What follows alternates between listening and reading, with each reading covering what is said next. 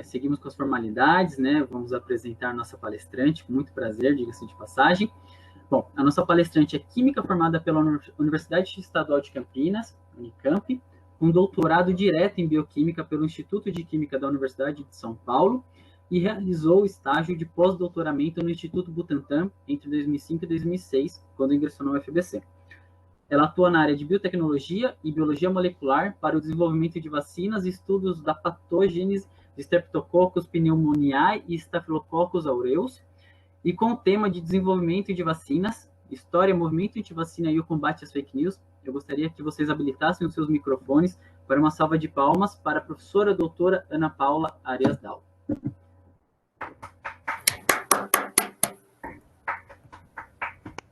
Professora, eu gostaria de agradecer imensamente por ter aceitado o nosso convite e pela presença. E agora eu dou a palavra à senhora e fique à vontade para iniciar quando se sentir mais confortável. Obrigada, Dimas. Primeiro, eu queria agradecer pelo convite. É um grande prazer falar sobre vacinas, ainda mais num momento que a gente está vivendo uma pandemia que está sendo impactada de forma bastante significativa pelo desenvolvimento rápido das vacinas. Então, falar sobre esse tema, para mim, é sempre um prazer.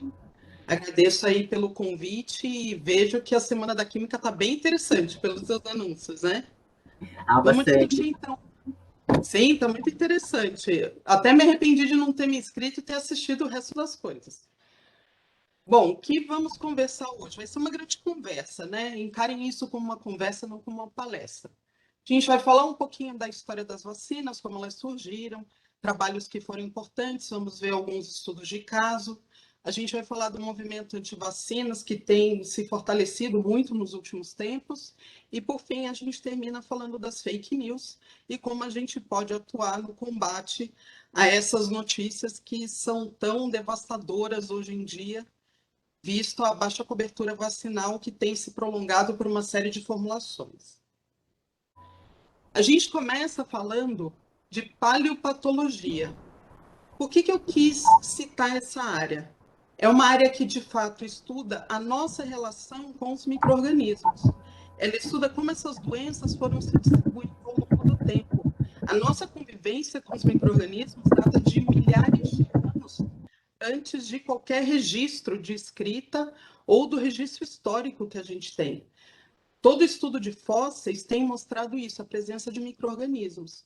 E como as populações humanas foram se adaptando à presença desses micro-organismos, como eles foram tendo essa relação e desenvolvendo uma resposta imune para não ser afetado por uma gama muito grande por diversos micro-organismos. Essas doenças, então, acompanham a humanidade ao longo da sua evolução. Se a gente pensa em varíola, que é uma das doenças que a gente vai citar aqui, existem hipóteses de que ela existe desde 10.000 antes de Cristo. Tem registros históricos em múmias, Ramsés, alguma coisa, 2, 3, sei lá. Um dos faraós, eles conseguiram isolar esse vírus dele. Então, quer dizer, é uma doença que está presente na população humana há muito tempo e que foi erradicada só no século XX. Então, a gente vai falar um pouquinho disso também.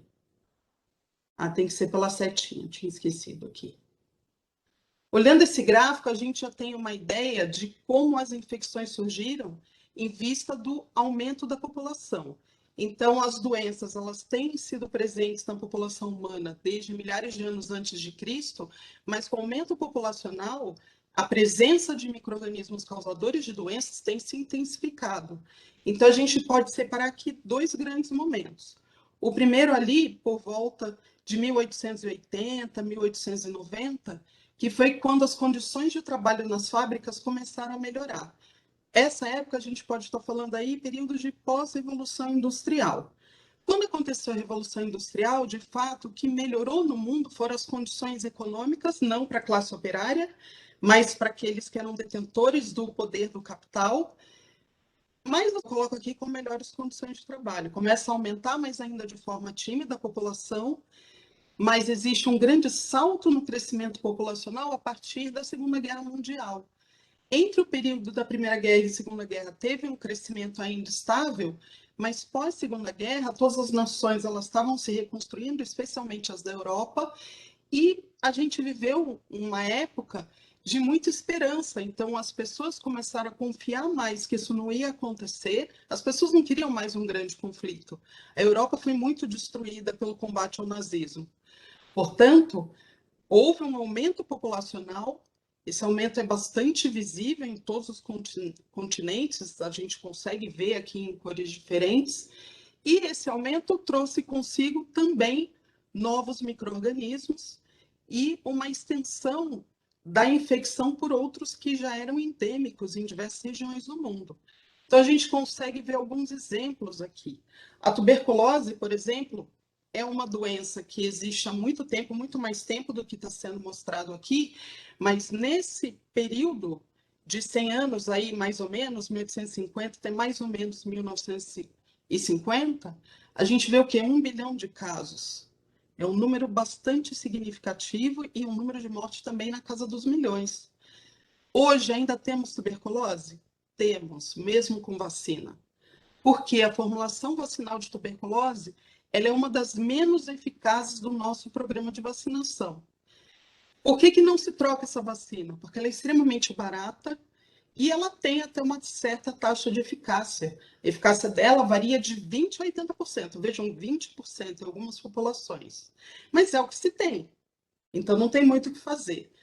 O que se sabe da tuberculose hoje em dia, ela é uma doença endêmica, principalmente em países pobres, e ela infecta mais ou menos 1/3 da população mundial. 1/3 vive com a micobactéria tuberculose sem saber que tem. A grande maioria. Outras doenças que a gente pode citar aqui. A gripe espanhola. A gripe espanhola foi causada por um tipo de influenza, de vírus influenza, que infectou nessa época. E a gente vê muitas semelhanças com a pandemia de hoje em dia, porque era um patógeno respiratório, onde a gente viu as pessoas se isolarem, mas não porque fizeram isolamento de fato. Não existia uma política pública para isso. Mas como foi um tipo de infecção que foi avassaladora, que matou 50 milhões de pessoas num período muito curto, em poucos anos, existiam pessoas doentes, muitas pessoas doentes simultaneamente. Então, naturalmente, as pessoas ficavam em casa. Não porque elas queriam, mas porque muitas pessoas ficaram doentes. Então, se vieram ruas vazias. Então, o isolamento aconteceu, foi circunstancial. Como aconteceu esse isolamento por causa destas circunstâncias, logo o vírus parou de circular, por isso a gripe espanhola durou poucos anos. Não é o que está acontecendo com a Covid. O que a gente espera, o que se projeta para a Covid, é que mesmo com vacina, ela vai se tornar uma doença endêmica que vai nos acompanhar por alguns anos e serão necessários reforços das vacinas. A gente já está aí com 2 doses vacinais para a maioria das formulações e todo mundo já discutindo terceira dose que já está aprovada para idosos. E provavelmente vai ser aprovada para o resto dos grupos também. Outras doenças que a gente pode citar aqui. A varíola, como eu havia comentado para vocês, que é endêmica e convive com os humanos desde milhares de anos antes de Cristo, ela teve um boom aí um pouquinho antes de 1900 e veio aqui até 1980, quando a maioria dos países conseguiu erradicar. Né? Um pouco antes, outros países conseguiram erradicar, mas os últimos foram ali nos anos 80, e o Brasil se inclui nesse grupo, foi em 1980 exatamente. Muitos países das Américas já tinham erradicado, né? Na verdade, só faltava o Brasil. Em 1967, todos os outros países estavam livres de varíola, menos o Brasil, que é um dos mais populosos se a gente considera as 3 Américas, no caso da América do Sul, o mais populoso. Por isso, foi feita uma campanha de vacinação em massa, uma campanha de imunização, onde a Organização Pan-Americana de Saúde promoveu uma campanha gigantesca, conseguiu vacinar uma quantidade enorme de pessoas, e então, em 1980, recebemos nosso certificado de erradicação. Como que as nações recebem esses certificados? Eles têm que apresentar 12 meses sem aquela doença. Depois de 12 meses sem nenhum caso, você recebe esse certificado. Então, a gente tem o certificado de varíola, a gente tem o certificado de pólio, a gente tinha o de sarampo, mas a gente perdeu em 2019. A gente vai comentar um pouquinho mais esse caso. Outras doenças que a gente pode citar aqui, além da Covid, a gente pode falar de AIDS. A AIDS é uma endemia que vai nos acompanhar até os fins dos tempos, provavelmente porque, embora tenha vacinas sendo estudadas, ainda não se conseguiu nenhuma vacina que tenha uma resposta robusta contra a AIDS. E uma grande dificuldade é que o vírus infecta justamente células que são importantíssimas para o sistema imune. Células que seriam importantes justamente para matar o vírus. Então, como a AIDS afeta exatamente esse braço da resposta imune, conseguir uma vacina que funcione é algo dificílimo. Muito bem, o que a gente tira de conclusão desse gráfico? Junto com o crescimento populacional, vem também os patógenos. Esse é um dos fatores, porque são mais hospedeiros para ter esses micro-organismos circulando. Além disso, existem outros fatores, por exemplo, a destruição das matas. Porque mais e mais a gente está vendo vírus que infectavam animais infectando humanos. Isso a gente fala de SARS-CoV-2, a gente fala do MERS, a gente fala de vários tipos de vírus que eram vírus típicos de animais que passaram a infectar humanos. Justamente porque a gente está restringindo os habitats naturais desses animais e esses micro-organismos estão se adaptando a outros hospedeiros. Portanto, a ação humana, além do crescimento, também tem sido muito sentido por meio do impacto antropogênico na natureza. Falando um pouco do histórico, a primeira formulação feita foi contra a varíola. E a varíola, de fato, foi a primeira doença erradicada, como a gente viu naquele gráfico. E Edward Jenner, que foi quem fez essa intervenção, fez em 1796, ele há muito tempo observava a dinâmica dessa doença. Claro, não existiam grandes condições laboratoriais ou científicos de modo geral para ele fazer análise, não se conseguia isolar um vírus ainda em 1796. Mas o que ele observava? Varíola é uma doença grave, a gente pode ver aqui na figura direita esse menino coberto com pústulas. Pústulas são feridas que têm pus, cheias de pus. O que ele observava? Que esses casos graves não aconteciam em ordenhadoras. As ordenhadoras, elas estavam em constante contato com uma variedade de vírus muito parecida com o smallpox, que é o vírus da varíola, que é o cowpox. Então, a versão bovina desse vírus. O que ele observou? As ordenhadoras, às vezes, tinham pústulas, mas não tinham sintomas graves, não tinham febre, não tinham essa prostração que é característica de varíola. Então, tinha uma forma branda ou não tinham sintomas nenhum tipo de sintoma. Portanto, o que ele observou? Se um micro-organismo parecido, ou se algo parecido, um agente causador parecido com um determinado específico de uma doença, for utilizado, alguém entrar em contato com esse micro-organismo parecido, imunidade pode ser gerada. Então, a pessoa consegue ficar imune àquela doença.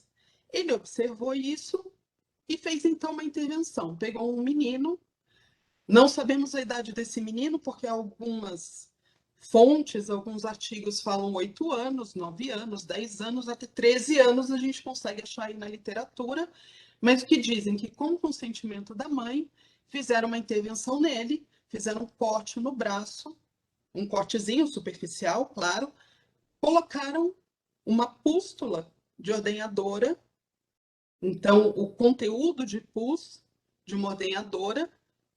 Depois de 3 semanas, fizeram um outro cortezinho e colocaram uma de uma pessoa doente, infectada com varíola. Felizmente, essa criança sobreviveu, não desenvolveu a vacina, a doença. E isso a gente pode dizer que é o marco histórico do desenvolvimento de vacinas.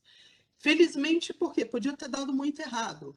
E se desse muito errado, podia ser porque a vacina não funciona, porque essa intervenção não funcionaria, ou por algum outro fator. Como o N era só de um, era só um indivíduo sendo testado, não tinha muito como saber. Claro, um estudo assim não seria repetido hoje em dia, porque o espaço amostral é de um apenas, que não dá poder estatístico para chegar a conclusão nenhuma, e esse um é uma criança. Não tinha sido testado em nada, em animal, em qualquer que fosse a forma de testar. Não tinha sido testado em nada antes. Como o cowpox ele vem de vacas, ele também recebe o nome de vaccínia. Por causa desse segundo nome que esse vírus tem, hoje as formulações são chamadas de vacinas. Então, essa é a origem histórica, mas por ser um estudo que não teve controle positivo e negativo, só tinha espaço amostral pequeno, existe uma grande discussão se os trabalhos que vieram depois de Pasteur e Koch não seriam de fato o início de desenvolvimento de vacinas. Então a gente pode colocar os três como pioneiros nesse processo. Então, falando dos dois aqui, Louis Pasteur e Robert Koch, então um francês e um alemão, contribuíram bastante para a área da microbiologia médica. A microbiologia como área de desenvolvimento, como área de pesquisa, ela de fato surgiu no estudo de doenças. Porque a microbiologia em si era pouco conhecida quando não se tratava de doenças. Não sabia muito de micro-organismos do solo, ou micro-organismos que vivem, sei lá, em regiões geladas, ou próximos a vulcões. Esse tipo de coisa não era conhecido, porque não se tinha tanto equipamento científico ou condições para se analisar. Portanto, o laboratório eram as pessoas infectadas, eram as amostras que vinham dessas pessoas. O que esses dois cientistas, dois grandes nomes da microbiologia fizeram? Pasteur, ele foi um que derrubou a teoria espontânea da geração de vida, ele conseguiu derrubar isso através de um experimento. Hoje parece até uma coisa um pouco sem sentido a gente falar, que pessoas acreditavam que a vida surgia do nada. Mas isso era corrente na época, isso era o que se acreditava cientificamente, e ele conseguiu fazer um experimento mostrando que não é bem assim que acontece. Além disso, ele postulou a teoria microbiana das doenças. Aqui a gente está falando de doenças infecciosas, que é o que se conhecia, porque as outras doenças não eram bem classificadas como doenças. Por exemplo, doenças psiquiátricas, elas não eram tão bem determinadas, não se conhecia muito bem. As doenças que eram de fato muito bem estabelecidas na área médica eram as doenças infecciosas. Portanto, ele conseguiu atribuir que para as doenças sempre existe um agente causador, e esse agente causador era um micro-organismo. Koch melhorou ainda mais essa teoria, postulando 4 princípios que dizem mais ou menos assim: para uma doença tem um patógeno, para um patógeno tem somente uma doença. Isso era realidade para o que eles estudavam. Isso era realidade para a tuberculose, que era a doença-alvo do Koch, isso era verdade para a cólera, para a raiva, que era o que Pasteur estudava, mas para outras doenças isso não é verdade. Por exemplo, se você pega uma doença como pneumonia, ela pode ser causada por Streptococcus pneumoniae, que é uma das bactérias que eu estudo, pode ser causado por Staphylococcus aureus, que é a outra que eu estudo, pode ser causado por Klebsiella pneumoniae, que é a terceira que eu estudo, que aí é mais nova, por isso que não está ainda na minha linha de pesquisa, porque eu estou tateando. Então, existe uma série de micro-organismos que causam pneumonia. Portanto, esse princípio de Koch não pode ser aplicado para o que se sabe hoje. Mas, na época, trouxe um avanço muito grande na microbiologia. Além disso, o que eles fizeram? Eles desenvolveram sistemas de imunização de alguns tipos de doenças. Então, como eu citei do Pasteur, da cólera e da raiva, no caso da cólera foi uma coisa meio acaso. E, na verdade, digamos que os grandes avanços científicos começam meio por acaso. Mas é um acaso que é bem entendido por alguém que está prestando atenção. O próprio Pasteur tem uma frase que é o seguinte, que a sorte ajuda os de mente preparada. Eu acho que ele está falando dele mesmo. Quando ele estudava cólera, ele estudava a infecção em galinhas. Não sei dizer por que ele usava esse modelo animal, talvez fosse o que tivesse mais disponível para ele. Ele tinha um aluno.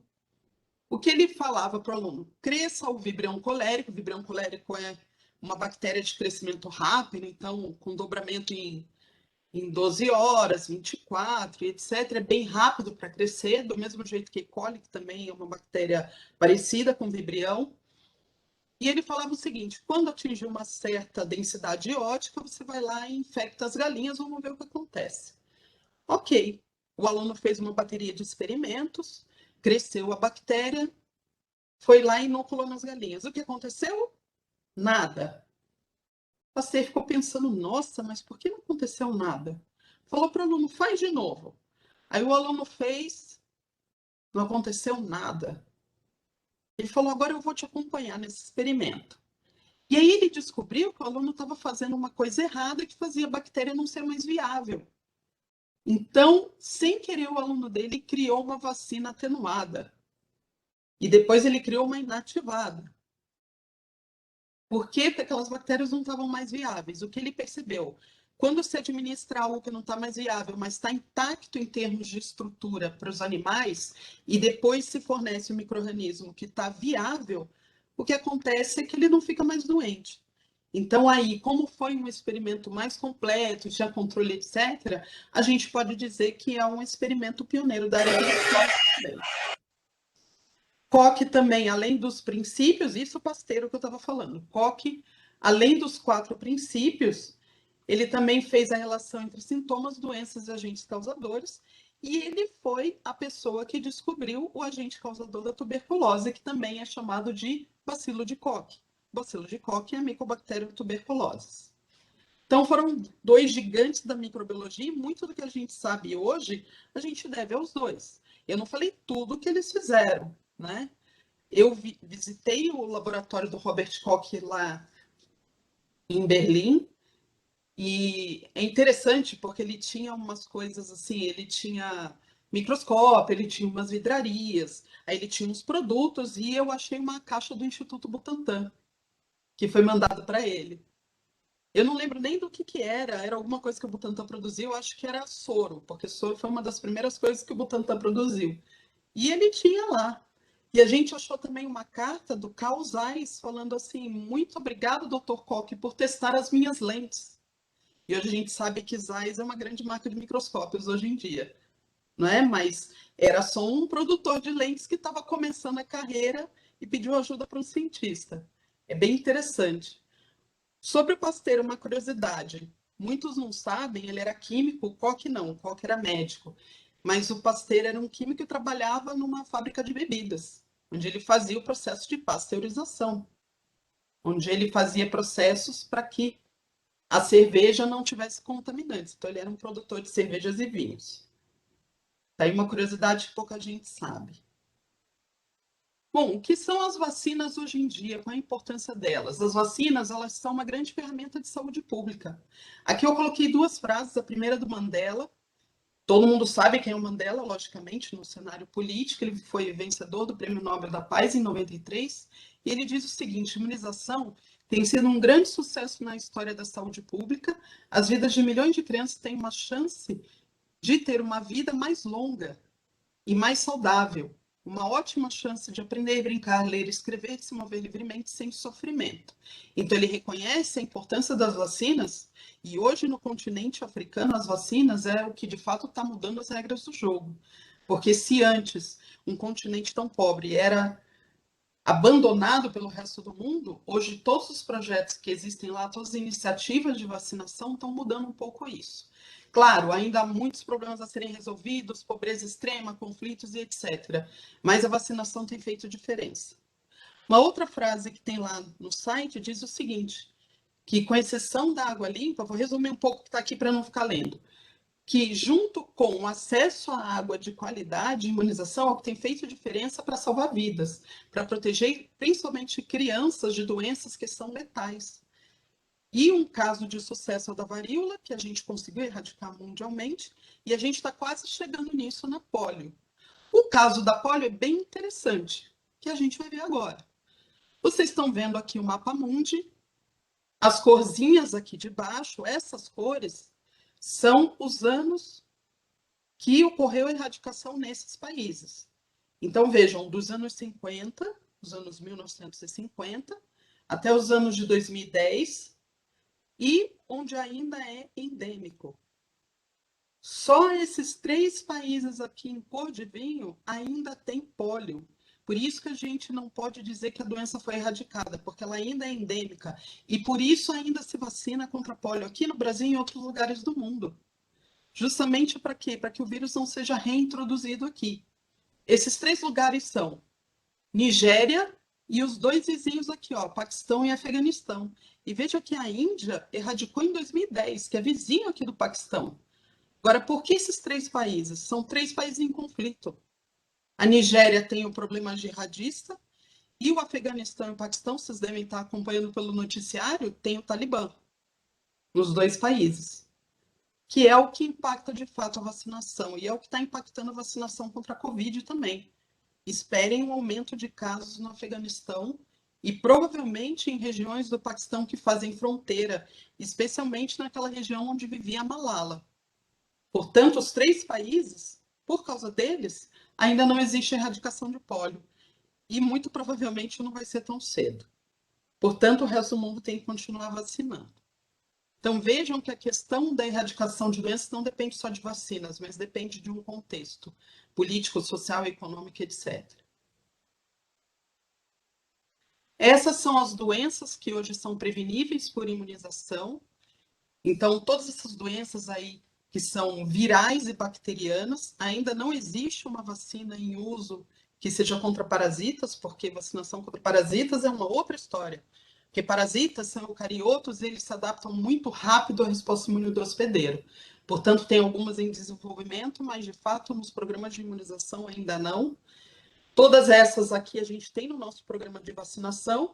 E agora a Covid-19, que provavelmente vai ficar, não todas essas formulações, eu aposto que vai ficar a Butanvac. O restante provavelmente não vai ficar ao longo dos anos. Mas vamos esperar, porque tudo isso depende de uma política do Ministério da Saúde, que a gente nunca sabe como vai ser, a gente sempre é surpreendido, né? Então, essas são as doenças que hoje são impactadas pela vacinação. Um caso que vale a pena citar aqui é o caso do sarampo. O sarampo era erradicado no Brasil, a gente tinha certificado de vacinação, porém o que se foi observando ao longo do tempo foi a baixa na cobertura vacinal. A cobertura vacinal é o tanto de população que está vacinado para aquele patógeno. Se a gente observar essas barras aqui, no gráfico de cima, a gente tem o total aqui do Brasil e tem todas as regiões. Vejam que as coberturas foram baixando ao longo dos anos. Isso para a primeira dose. Considerando que são 2 doses, uma aos 12 meses, a outra aos 15 meses, então de crianças bem novas. Na primeira dose, a cobertura fica ali em torno de 90%, mas algumas regiões um pouco menos. Então, vejam o caso da região norte, que tem 80%, e a gente pode atribuir isso à dificuldade de chegada dessas pessoas nos postos de vacinação. Hoje, a gente até observa um esforço para que essas vacinas cheguem em populações que estão isoladas. Mas tem pessoas vivendo em áreas que, para ter acesso a qualquer coisa, precisam pegar o barco e fazer 3 dias de travessia. Então, isso dificulta. Se as crianças não conseguem nem ir para a escola sem pegar um barco, imagine se vacinar. A coisa fica muito mais complicada. Chega na segunda dose, isso baixa mais ainda. Então, vejam coberturas que variam de 64% a 75%, 83%, 80%, uma cobertura muito baixa. Mas, se o vírus não está circulando, ok. A gente continua vacinando porque o vírus pode vir com algum viajante, alguma coisa assim, e ok, a gente está protegido. Mas o que aconteceu em 2018, um grande surto na Venezuela, e foi exatamente a época das migrações. A gente não pode afirmar categoricamente que o sarampo entrou no Brasil por causa da Venezuela, mas vejam a cronologia. Em 2018, foi registrado aqui 10 mil casos, aproximadamente. Um pouco antes aconteceu um surto na Venezuela, exatamente na época das migrações. E os surtos começaram onde?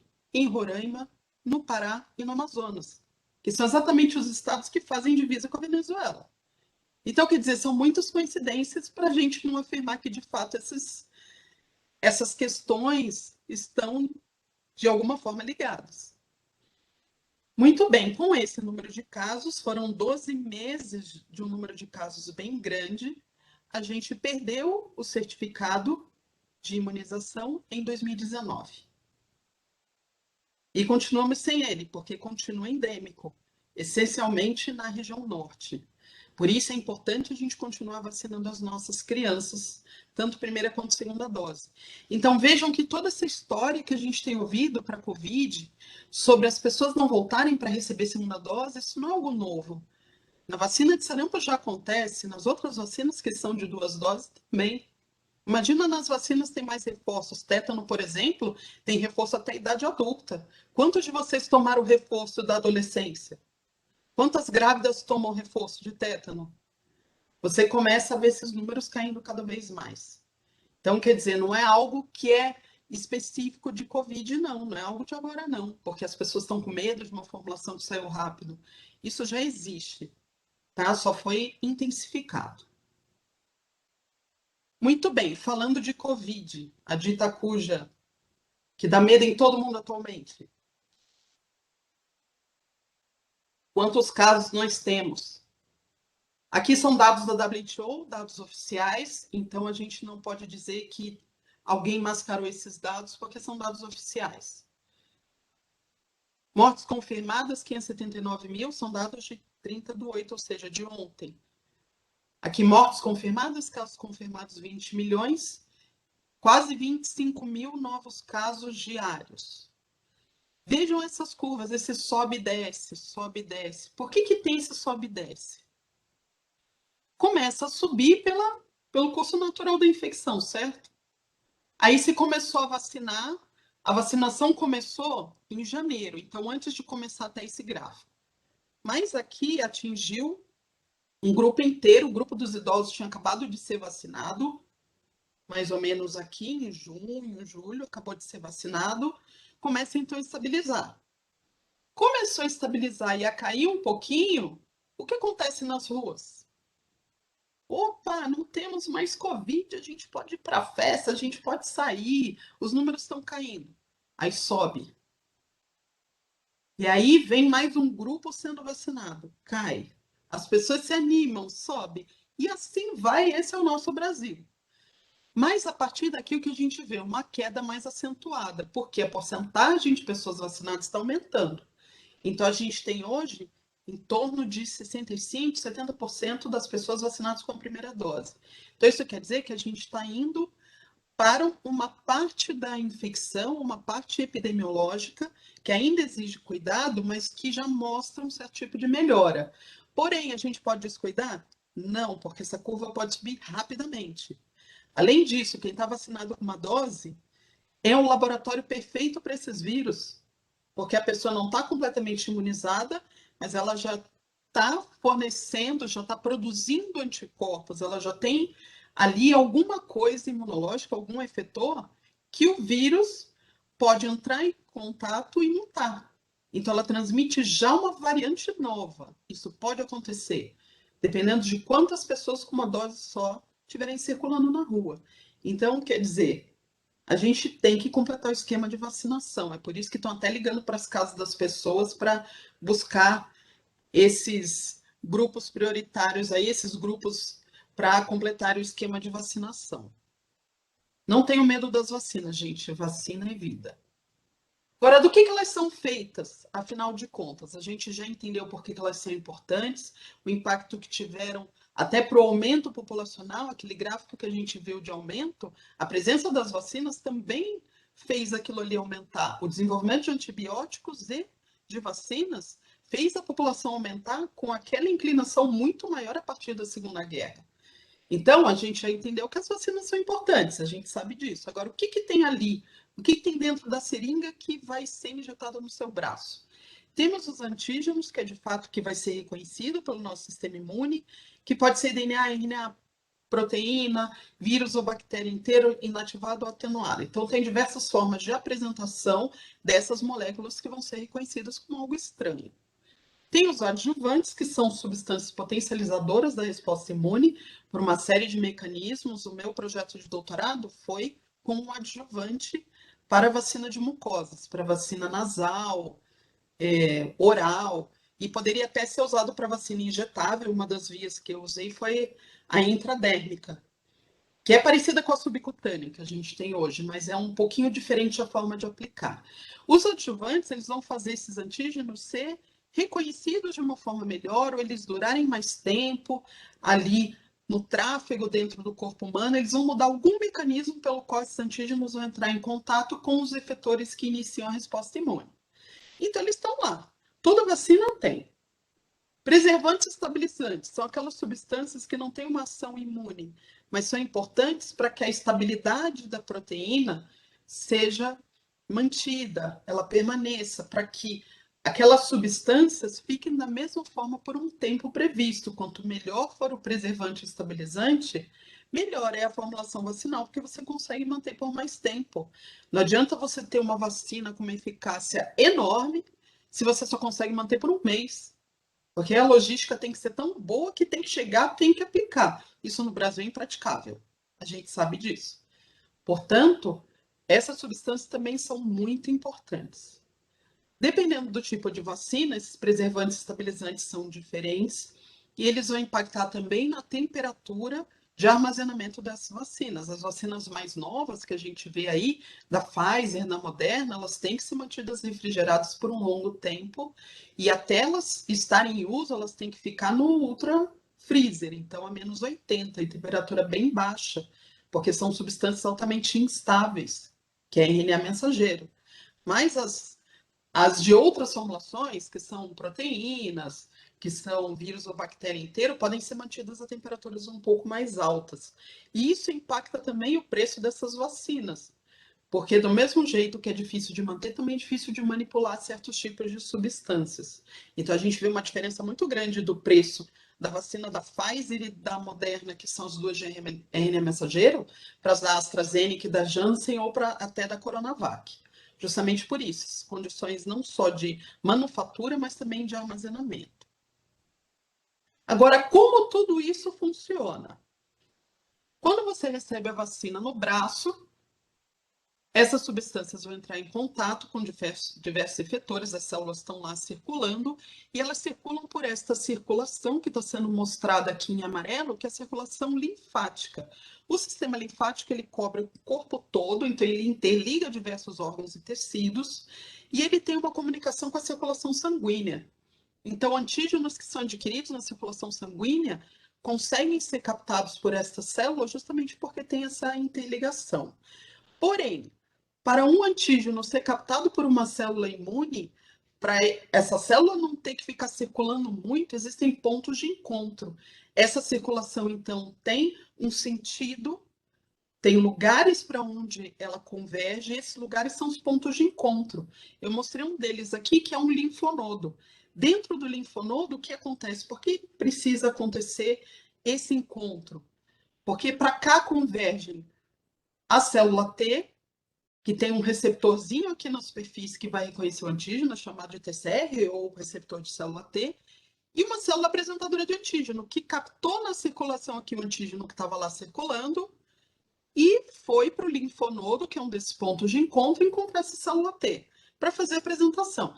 Claro, existem muito mais detalhes moleculares do que isso, porque parece que é uma simples ligação do antígeno com esse receptor e etc. Mas tem correceptores envolvidos, tem uma cascata de sinalização interna a esse linfócito, para ele de fato replicar e iniciar essa resposta imune adaptativa e etc. Enquanto isso aqui está acontecendo, o corpo fica esperando? Claro que não. A gente tem o sistema imuninato. O sistema imuninato ele é feito por moléculas circulantes do sistema complemento e por células. Eu coloquei 3 células aqui que são importantes do sistema imuninato, que são os neutrófilos e os macrófagos, essas duas primeiras células aqui, que são fagócitos, são células que vão fagocitar. No caso de neutrófilos, consegue fagocitar o patógeno somente. No caso de macrófago, ou patógeno livre ou uma célula que está infectada. E as células NK? A célula NK, o que ela vai fazer? Ela vai pegar uma célula infectada e ela vai jogar grânulos que são citotóxicos para matar essa célula. Então, morre a célula e o vírus que está dentro dessa célula. Então, são mecanismos diferentes. Muito bem, isso está lá circulando, está agindo. Enquanto isso, a apresentação de antígeno é o pontapé inicial para a resposta adaptativa. Essa resposta adaptativa ou específica, como eu pus aqui, é o que de fato uma vacina tem que promover. Por quê? Uma vacina ela tem que gerar memória. Porque se ela só ativa um sistema imune inato, o que acontece é, enquanto durarem os efetores ali naquela exposição, você está protegido. Mas e daqui a alguns anos? E quando você entrar em contato de novo, vai começar tudo do zero? Não, para isso tem que ter memória. O seu corpo tem que se lembrar que foi infectado. Portanto, a gente tem esse braço aqui importante, que é a ativação do TCD4. O TCD4 é o grande coordenador dessa resposta específica e ele vai ativar outras células. A TCD8, que é a prima da natural killer, faz o mesmo tipo de coisa, só que na imunidade adaptativa, matando células que estão infectadas. Vai ativar o linfócito B, que são os produtores de anticorpos. E os 3 tipos de células vão fazer o quê? Vão gerar células de memória. 95% dessas células são usadas de fato na batalha, naquela exposição. Acabou, elas entram em apoptose, 95%, e 5% é separado para essa célula de memória. Essas células vão ficar guardadinhas esperando o próximo encontro com o patógeno. E isso acontece para todas as exposições. Na terceira exposição, aí é a outra célula de memória formada na segunda exposição que vai servir de partida. E assim vai. Então a resposta vai ficando cada vez melhor, mais rápida, etc. Com isso, ficamos imunes, certo? Se tudo funcionar bem. Se tudo der certo, chegamos à imunidade e é isso que a vacina quer. Vou passar rapidamente por esse slide aqui, falando das etapas de desenvolvimento de uma vacina. A gente tem fase 1, fase 2 e fase 3, que são as fases clínicas. Antes vem o estudo pré-clínico. Aqui se fala de toxicidade, se fala de doses, e todos esses fatores vão sendo aprimorados aqui, só que em humanos, certo? Depois de todas as validações de manufatura, inspeção e etc., vamos para a fase 4, que é quando chega as pessoas e se faz um estudo epidemiológico, verificando se existe algum efeito raríssimo que não foi detectado antes. Aqui um pouco do timeline das vacinas, século 20 e 21. Então, desde a tuberculose aqui nos anos 20, passando por várias gerações de vacinas, até a gente chegar nas de Covid-19, que utilizam diversas tecnologias diferentes. Aqui as gerações de vacinas. Na primeira são os organismos originais, causadores de doenças ou similares. Então, como similares, a gente tem esse exemplo, a varíola original e a BCG. A vacina de varíola que ainda existe e é aplicada em alguns casos, a Moderna, ela é do vírus atenuado, não é mais do cowpox, mas é do smallpox. E aqui tem uma série de outros exemplos. A diferença do atenuado para o inativado é: o atenuado, ele é capaz de infectar, mas não causa doença. O inativado é o vírus inviável. A gente não diz vírus morto, porque existe toda uma discussão se vírus é uma forma de vida de fato. Então a gente diz que é o vírus inviável. Segunda geração são as vacinas, digamos, moleculares, são as vacinas de subunidades, as toxinas que são inativadas quimicamente, são chamadas de toxóides, ou as conjugadas. As conjugadas têm 2 tipos de moléculas diferentes, por exemplo, um polissacarídeo e uma proteína ligados. E as ultratecnológicas, que são as de ácidos nucleicos, que a gente só vê aprovado hoje para a Covid-19. São as de RNA mensageiro que a gente tem hoje. Existem vacinas de DNA também, mas não tem nenhuma nos programas de imunização. Então, essas são as gerações de vacinas. Agora, falando um pouco do movimento anti-vacinas e das fake news, porque o meu tempo está acabando, certo? Então, vamos de fato para o último assunto da nossa conversa aqui. Como surgiu o movimento anti-vacinas de forma estabelecida, digamos assim, de forma organizada? Saiu um artigo na Lancet que falava que a vacina MMR, que é a nossa tríplice viral, causa autismo. Depois de um tempo, descobriram que existia uma série de coisas comprometendo esse artigo, então fraudes envolvendo como manipular a amostra, os patrocinadores eram advogados de pais portadores de autismo, então eles queriam processar a indústria farmacêutica, ganhar um dinheiro, uma série de coisas aconteceu e esse artigo foi retirado, porque viram que tudo ali era falso, tudo tinha problema. Porém, quando o artigo saiu, a imprensa fez um grande alarde. Porém, a retratação desse artigo, a retirada da revista, quase não foi divulgado. Então, se criou uma geração de pais que não vacinou os filhos, achando que vacinas causam autismo, e que não se restringia à vacina tríplice viral, mas isso se estendia a outras vacinas. E a gente vê isso como um dos traços da ideologia anti-vacinas atuais. O movimento moderno inclui outras coisas, então não tem só essa questão da causa de causar autismo, supostamente, mas, por exemplo, pessoas vendendo terapias alternativas. Isso aqui eu achei uma coisa muito criativa, né? Pessoas vendendo iogurte para curar HPV. Que sentido faz isso? Nenhum, né? Pessoas que negam a existência de doenças infecciosas. Tem gente que fala que não existe pólio, não existe Covid. Então, para que fazer vacina? A doença nem existe. Quer dizer, é um grau de negação, assim, estratosférico. Pessoas que se dizem autoridades, né? Então, por exemplo, tem um caso bastante importante que eu vou falar no slide de alguém que é ligado numa indústria farmacêutica que começou a espalhar fake news. Então a coisa está tão disseminada que está um problema. Esse movimento anti-vacinas tem diversos braços em muitos países. Agora, o impacto disso, 1,5 milhões de crianças ainda morrem por doenças que podiam ser prevenidas por vacinação. Porque tem pais que ainda acham que vacinas fazem algum efeito deletério e, portanto, dizem ter o direito de escolherem.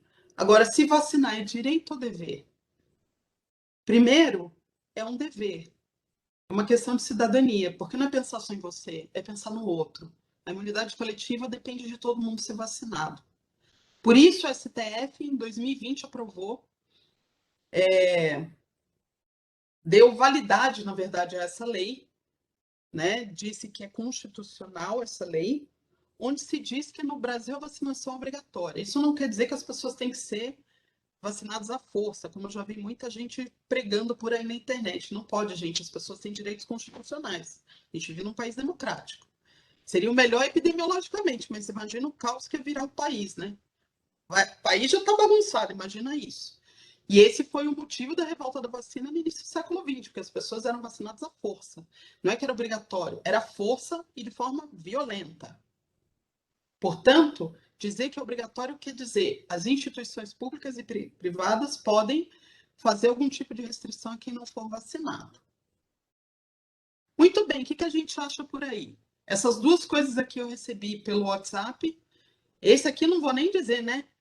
Vitamina C, vitamina E, refeição com ovo, etc., dizendo que cura Covid.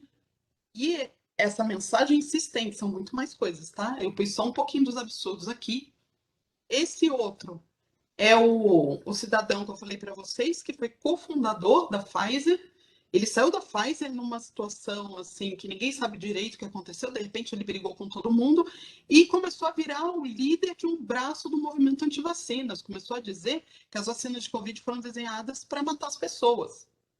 E tem médico divulgando isso aqui. Eu recebi da minha tia isso aqui pelo WhatsApp. E a minha tia tinha recebido do médico dela e falou: pelo amor de Deus, Ana Paula, isso aqui é verdade. Desesperada. Então, quer dizer, olha onde chegamos. Aqui, ó, o governo, o nosso governo, tá? Paga influenciadores para defender atendimento precoce. Atendimento precoce aqui, leia-se cloroquina, ivermectina, azitromicina. Certo? E ozônio em vias onde o sol não bate. Exatamente esse tratamento. Tá? Então, pessoas estavam recebendo para isso. Então, o YouTube estava sendo usado para isso também. E aqui eu peguei uma mensagem de um grupo do Facebook anti-vacinas, eu risquei para não fazer propaganda, porque eles não merecem propaganda, dizendo o seguinte: eles citam um artigo e eles falam que existe uma correlação entre vacinas e doenças autoimunes. Realmente o artigo existe, eu entrei no artigo, mas não tem grandes conclusões ali naquele artigo para dizer que existe causalidade entre uma coisa e outra. Correlação é uma coisa, causalidade é outra. Certo? E eles até falam aqui, ó, citam 166 referências. Por quê? Os negacionistas tentam buscar um pouco do que é o status científico. Eles não acreditam em ciência, mas eles querem o prestígio que a ciência tem. Então eles falam: olha, foi publicado, e eles citam não sei quantas referências. E daí que eles citam? Até aí não quer dizer nada. E eles usam isso. E tem mais. Tem mais. Esperem que tem mais aqui. Assim que eu achar a setinha aqui, que meu mouse sumiu, gente. Aqui. Essa foi uma publicação recente desse grupo. Olhem esse pôster aqui do Bill Gates, gente. Pense, a mesma pessoa que acredita que a Terra está superpovoada, superpopulosa, quer salvar a sua vida com uma vacina, porque ele tem uma fundação que é Bill e Melinda Gates, que disponibiliza bilhões de dólares anualmente para o desenvolvimento de vacinas e outros projetos de saúde pública. Olha o nível que essas pessoas chegaram de teoria da conspiração.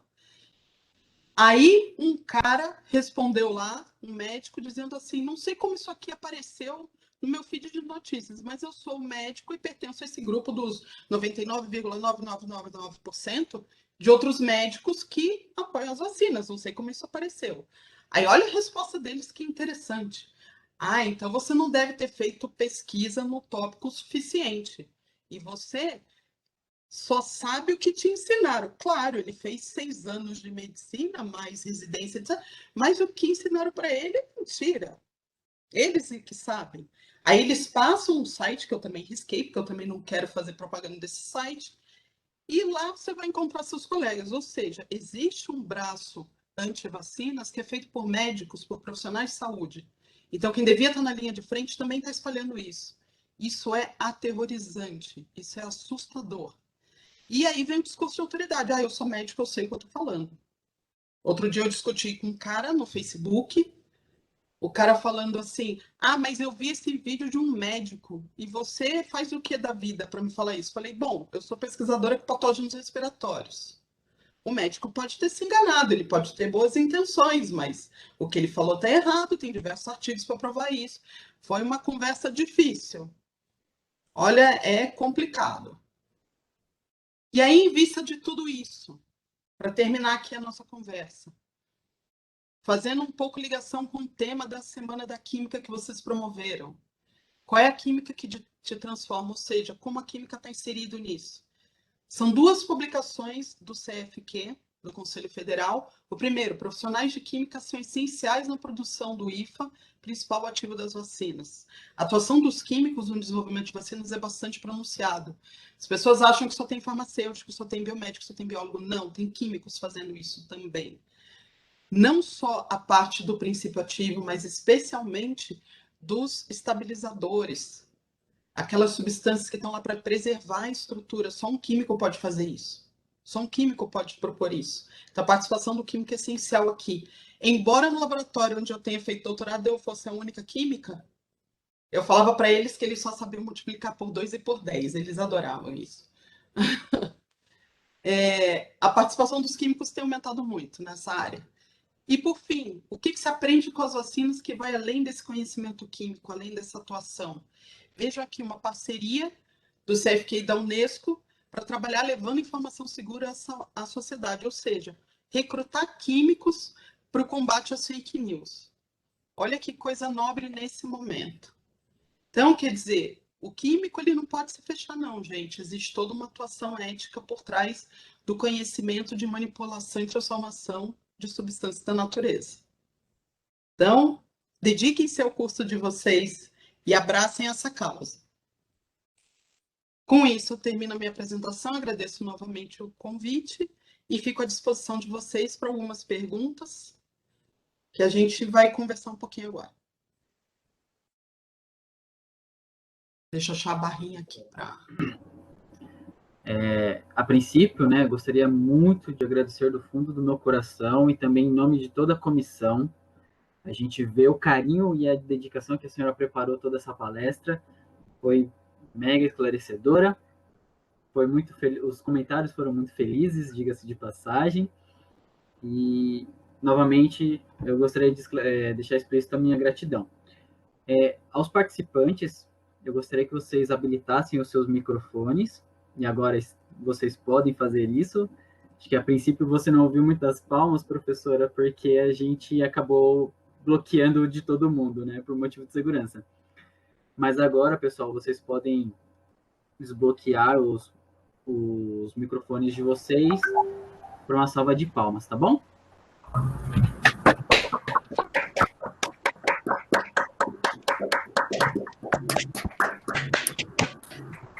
Eu que agradeço, gente. E? Imagina. Professora, nós temos algumas dúvidas. Ok. Eu vou começar pela primeira, da Bárbara Martinelli. Ela comentou o seguinte: como podemos ter certeza de imunização após a segunda dose? Se, na verdade, a pessoa desenvolveu efetores imunes, Isso.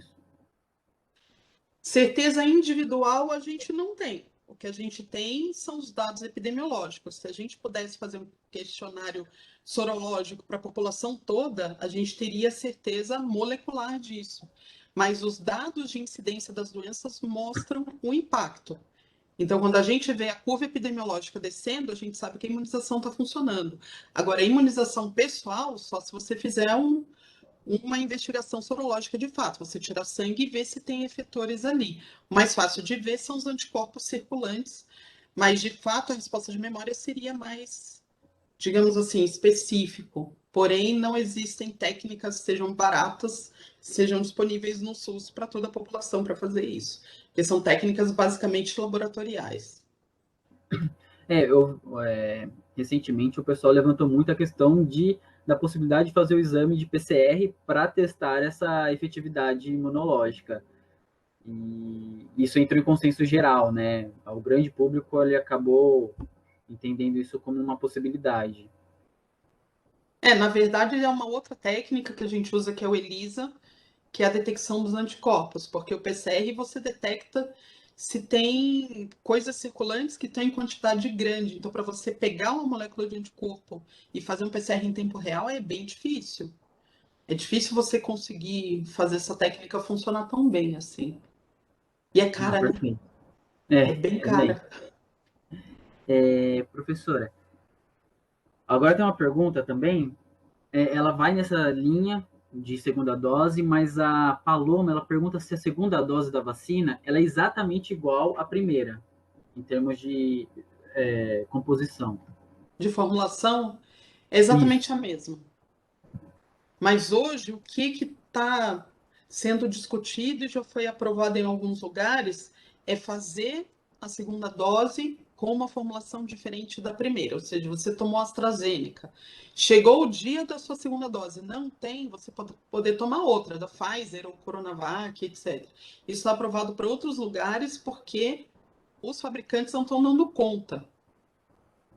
Essa é a questão, porque o que se priorizou aqui foi estender a primeira dose para o máximo possível populacional, que é o que se fez, por exemplo, no Reino Unido. Por que esses intervalos entre uma dose e outra da AstraZeneca e também da Pfizer acabou acontecendo isso? São de mais ou menos 3 meses, porque o Reino Unido optou por vacinar todo mundo com primeira dose, para dar tempo dos fabricantes fornecerem a segunda dose e aí vacinar todo mundo com a segunda. Então, isso foi uma opção deles, mas originalmente o estudo não era com 3 meses, era um período menor.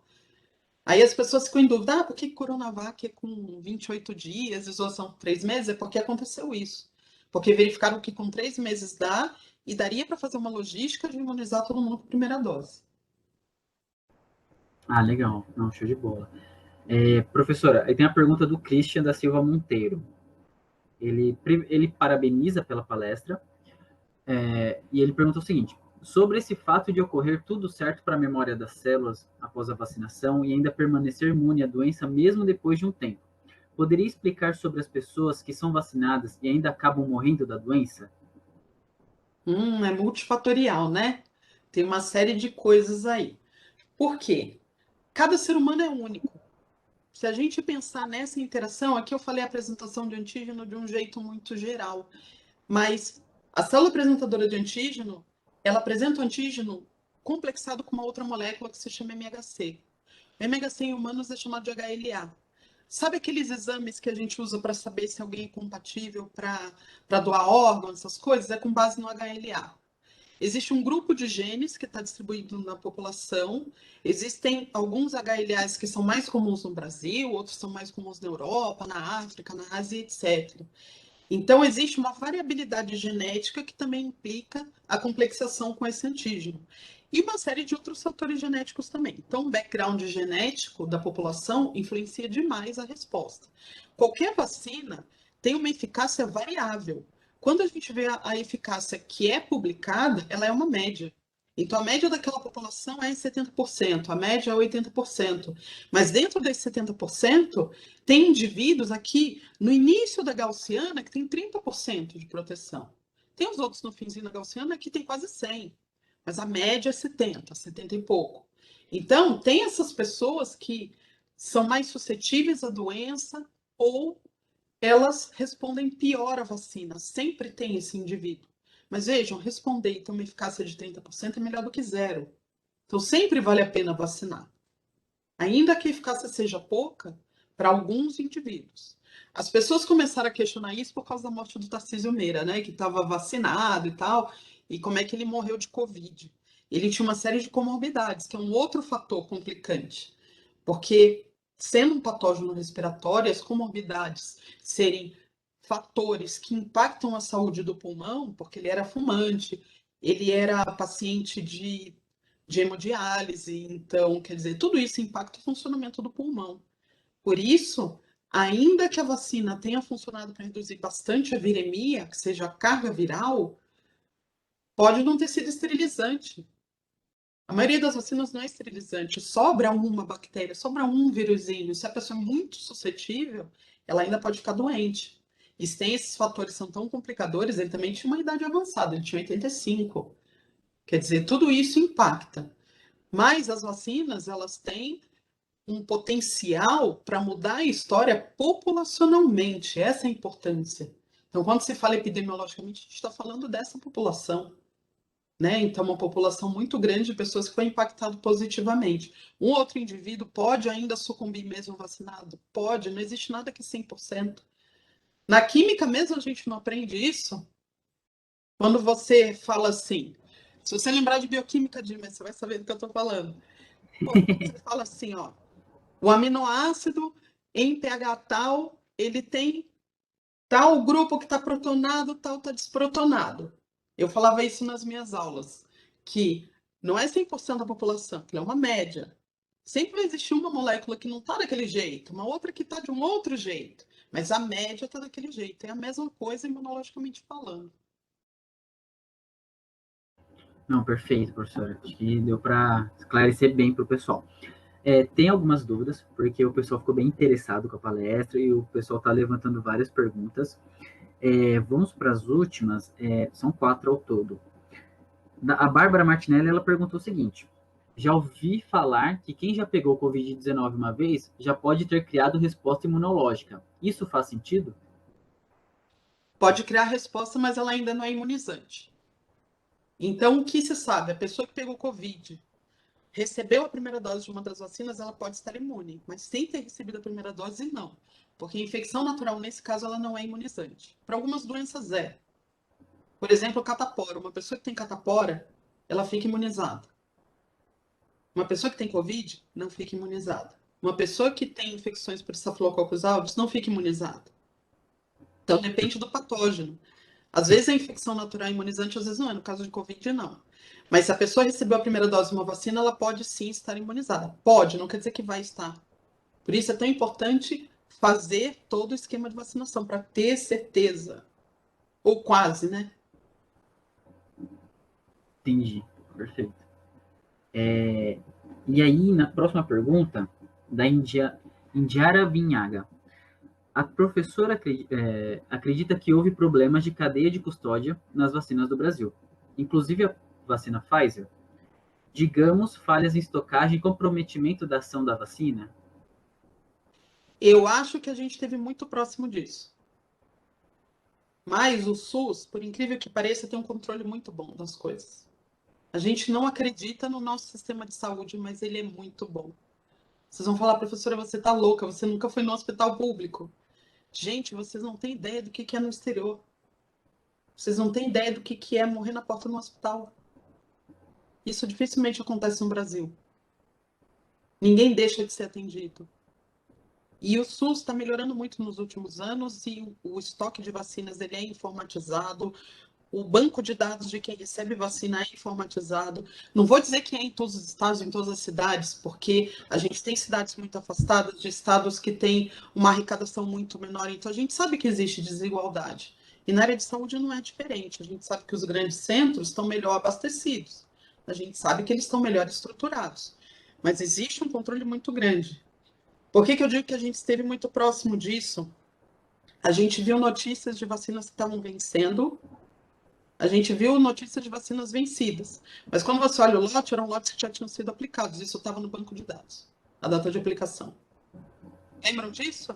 Pessoas, meu Deus, será que eu tomei dose vencida? Não.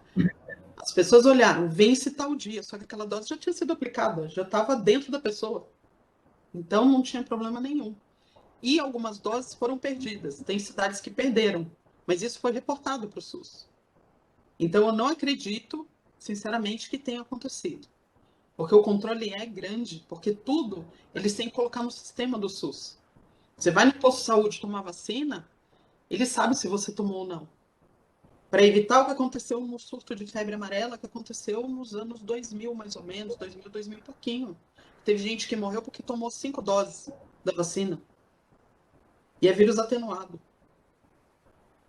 Então, quer dizer, gente que falava assim, vou tomar mais uma só para garantir. E entrava várias vezes na fila e não tinha o controle. Porque adulto geralmente não tem a carteirinha de vacinação, né? Criança tem, mas o adulto perde. E aí acaba recebendo aquele cartãozinho avulso. Como não tinha o controle, tinha gente que entrava mais de uma vez, né? Mas hoje você consegue saber. Eu tinha esquecido se eu tinha tomado vacina de gripe daquele ano. Eu tinha ido tomar uma outra vacina. Casa de ferreiro, espeto de pau, né? Aí, quer dizer, eu fui no posto. Aí eu falei para a moça assim, moça, eu tomei a vacina de sarampo porque tinha uma campanha para adultos, né, há algum tempo. Aí ela olhou assim e falou, você já tomou. Ela abriu lá no sistema e falou, você tomou, você não precisa. Seu filho precisa, você não. Quer dizer, então, ela sabe mais do que eu se eu fui vacinada.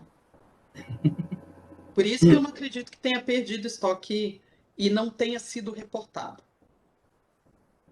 Ah, maravilha.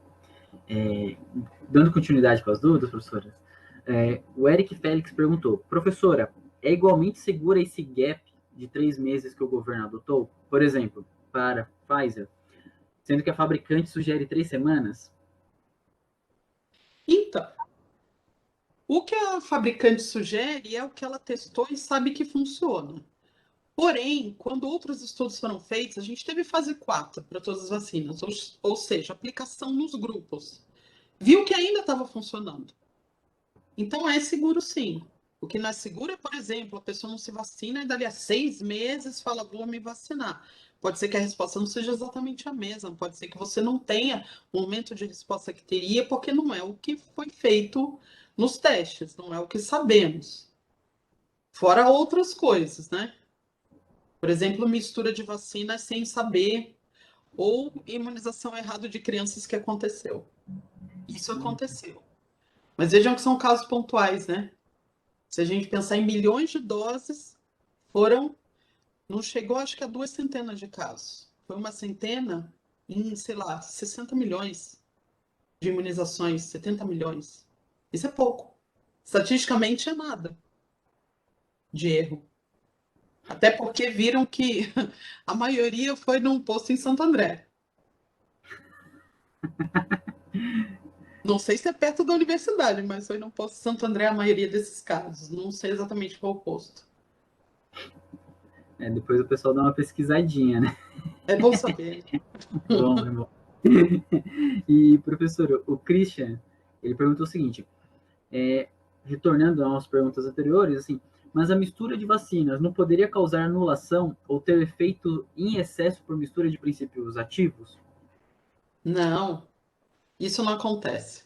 O que pode acontecer, por exemplo, eu vou lá, dou uma de louca, aí eu tomo uma de cada. Aí eu tomo uma da Janssen, eu tomo uma da AstraZeneca, eu tomo uma da Coronavac, eu tomo uma da Pfizer. E aí eu vou para os Estados Unidos e ainda tomo uma da Moderna, certo? Porque a Moderna não tem aqui. Aí sim você pode ter uma sobrecarga, porque você passou muito do ponto da dose segura, certo?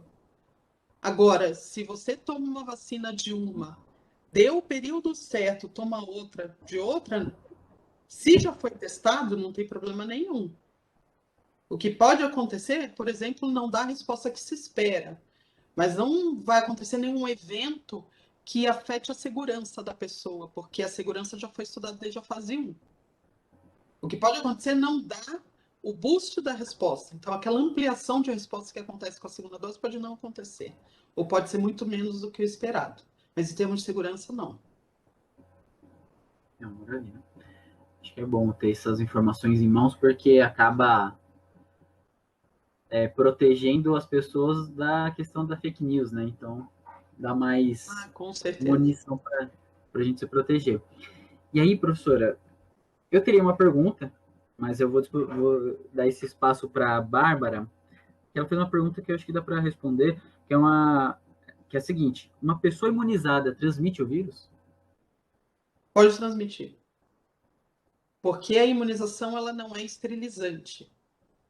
Quando a gente fala esterilizante, quer dizer, ela não zera a carga viral. Você pode entrar em contato com aquele patógeno e ele passar transitoriamente pelo seu corpo. Ele não vai causar doença, mas você pode ser um hospedeiro temporário. Isso pode acontecer. E as pessoas que estão vacinadas, como eu disse antes, elas são um laboratório para o vírus mutar. Se o vírus conseguir sobreviver, ele vai sobreviver e ficar resistente. Então a gente tem que diminuir a circulação. Por isso o isolamento ainda é importante.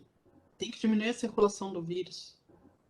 E isso é o que está sendo considerado também para o nosso afastamento da universidade. Por que a gente ainda está em fase zero na UFABC? Porque a circulação do vírus está muito alta, a maioria dos alunos vai de trem, que é um ambiente fechado, com ar-condicionado e etc. Que mesmo com máscara, não barra tudo, ainda mais que a maioria das pessoas usa máscara de tecido, que não é filtrante. Ela tem uma barreira que é mais mecânica, né? Ela não é filtrante, ela consegue impedir a projeção do que é espirrado, mas ela não segura o vírus, ela não tem o filtro do vírus. Então, quer dizer, a maioria dos alunos ali no trem.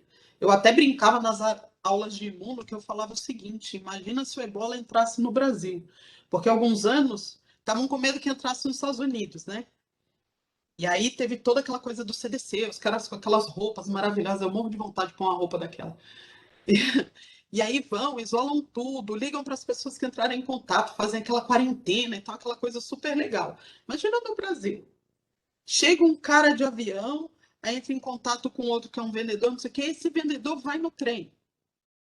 Pega lá a linha 10 e vai até Santo André, até sei lá onde, Rio Grande da Serra. E ele vai de vagão em vagão, né? Porque aí encerra aquele, eles saem correndo, vão para o outro, e tá lá, é delícia, é qualidade, tá no prazo de validade. E nisso que ele tá falando, tá transmitindo. Você já pensou o ebola aqui? Meu Deus do céu, como que seria? Felizmente não chegou aqui. Agora, a gente não tem estrutura para segurar isso. A Covid, quando estava todo esse processo, eu estava dando aula, eu não lembro se era de bioética, não lembro qual disciplina, eu perguntei assim para os alunos. Isso foi no finalzinho de 2019. Eu falei, gente, eu tô com medo desse coronavírus, será que chega no Brasil? Eles, não, professor, imagina, vai chegar no Brasil. Eu falei, eu acho que chega. E se chegar aqui, a gente está ferrado. Não, professora, você é muito fatalista. Eles falaram para mim. Chegou, né? Chegou e fez um estrago incrível. E veio com tudo. Veio com tudo aqui na Índia, Estados Unidos, todos os países superpopulosos. A diferença é que nos Estados Unidos o Trump comprou uma quantidade de vacinas que daria para imunizar 5 vezes a população. A única coisa boa que ele fez, boa para os estadunidenses, né? Porque acabou com o estoque para o resto do mundo. Então é discutível eticamente essa questão, né? Mas, enfim, os Estados Unidos só não sofreu mais com Covid por causa disso. Eles têm muita vacina e ainda está sobrando. E as pessoas não estavam nem querendo se vacinar. Você vê que estavam até dando prêmio lá para a pessoa se vacinar. A gente louco para ter vacina, os caras com vacina sobrando ainda ganhavam prêmio. Tem uma menina de 19 anos que tem US$ 1 milhão. Ela recebeu um bilhete de loteria, foi premiada, não foi vacinada. Ela foi premiada 2 vezes, né? Caramba! É. E professor, eu acho que não tem mais perguntas, mas eu queria tirar uma dúvida. Obviamente, em termos dentro da academia, tipo, o Covid-19 ele foi foco de estudo de centenas de milhares de grupos de pesquisa. E aí teve um artigo que lançaram que fez até um burburinho que era referente ao uso da vacina contra a influenza como uma forma de mitigar os impactos da infecção por Covid-19. Só que os estudos eram, assim, são puramente estatísticos. Dá para ter um bom direcionamento por meio desse tipo de informação?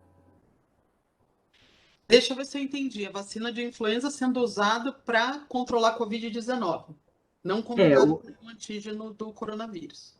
como se fosse uma forma de mitigar, né? Então, em vez de você ter um caso severo, um quadro severo da infecção, você teria um quadro amenizado, porque você, de alguma forma, você tomou a vacina de influenza, contra a influenza, né? Sim, mas a questão, a vacina de influenza talvez não seja o melhor exemplo, porque é vírus inativado. Os artigos que saíram, que eu acompanhei, são de vírus atenuados, vacinas com vírus atenuados. Por quê? Existe uma ativação do sistema imuninato, hoje existe um conceito em imunologia, que seria o sistema imuninato permanentemente ativado. De tanto você entrar em contato com coisas que levam para um certo mecanismo.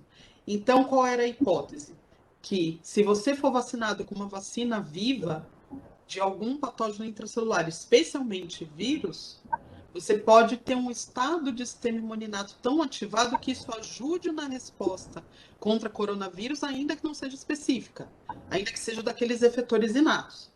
Isso foi hipotetizado para BCG, que é a vacina de tuberculose, que é uma vacina viva, para rotavírus e para polio oral, que também é um vírus atenuado. A de influenza eu acho que não é o melhor, justamente porque é inativado, né? E essa ativação do sistema imuninato precisa de uma ativação constante, porque o vírus inativado, que é o que tem na Coronavac, por exemplo, ele é bom porque dá muitas proteínas, muitos antígenos para o sistema imune se ocupar e fazer uma resposta mais completa. Porém, como é um vírus que não está infectando, porque ele não está mais viável, tem certos mecanismos que não são ativados de forma eficiente. Então, tem essa questão. Por que não se optou por um coronavírus atenuado? Me responda você, Dimas. Você não tomaria, certo? Exatamente por isso. Não existia conhecimento suficiente sobre o vírus para fazer atenuação. Era algo muito, muito, muito perigoso. Por isso, o mais conservador foi feito, que é uma formulação inativada. Entendi. Ninguém tomaria essa vacina atenuada, certo? Fala assim, olha, existe uma chance que é bem baixa, sei lá, de 0,5% de reverter a virulência, a patogenicidade, mas é só 0,5%. Você tomaria? Até se a chance fosse menor, não tomaria, né? E não tem que tomar mesmo sendo um vírus que mal se conhece. Essa é a questão. Mal a gente sabia como ele funcionava, agora a gente está entendendo um pouco mais, né? Com essas variantes, com o sequenciamento completo, entendendo como ele interage, que tipo de mutações estão acontecendo, onde estão acontecendo. Não é só no domínio de ligação ao receptor celular onde ele entra, mas é o domínio de processamento da proteína dentro do humano. Então, quer dizer, a gente está entendendo muito mais a biologia molecular e a bioquímica estrutural do vírus agora. Então, como é que em 2020 alguém ia fazer atenuação? Muito complicado, né? Sim, de fato. São temas bem delicados, inclusive, né? E aí cai Sem na. dúvida. E permite muita. Como um dos temas da palestra, a questão da fake news, né? Acaba virando um prato cheio. E, professora, não há mais perguntas, porém, é, nós temos comentários de excelente palestra, professora, parabéns, sensacional, vidente da pandemia, maravilhosa. Vidente na pandemia, ótimo. Ai, adorei. Nós temos diversos agradecimentos pela palestra, ótima explicação, enfim, nós tivemos, a senhora foi extremamente elogiada, inclusive por mim. Novamente, gostaria de agradecer a senhora, gostaria de pedir desculpa, inclusive, de tomar um pouquinho mais do seu tempo, mas que o pessoal ficou bem interessado e eu acho isso maravilhoso, permitiu ainda um pouco mais da gente, para a gente estender esse tema, né? E, novamente, gostaria de agradecer a todos que participaram da palestra, aos que fizeram perguntas, aos que apenas ficaram como ouvintes, e, e gostaria de convidá-la para as demais palestras, e, também a todos os espectadores, e gostaria de dizer até breve, A gente se vê. E muito obrigado, pessoal. A questão do Forms já está no chat, se vocês quiserem realizar suas inscrições, formalizar, né, para receber o certificado posteriormente, fiquem à vontade. Tá bom? Professora, boa noite. Muito obrigado. Desculpa qualquer coisa. Imagina, foi ótimo. Obrigada. Adorei. Que bom. A gente fica muito feliz que a senhora tenha gostado, porque nós amamos. Tá bom? E bom, parabéns pelo evento e tenho certeza que vai ser um sucesso todo o restante aí dos temas que vocês vão abordar. Esperamos, com certeza. Acho que os palestrantes têm nos surpreendido, trazendo com bastante carinho todos os temas abordados. Então, pessoal, obrigado novamente, boa noite, se cuidem e a gente se vê. Tchau, tchau, pessoal. Tchau, tchau, Tchau, até professora. mais, gente. Até mais, tchau, tchau.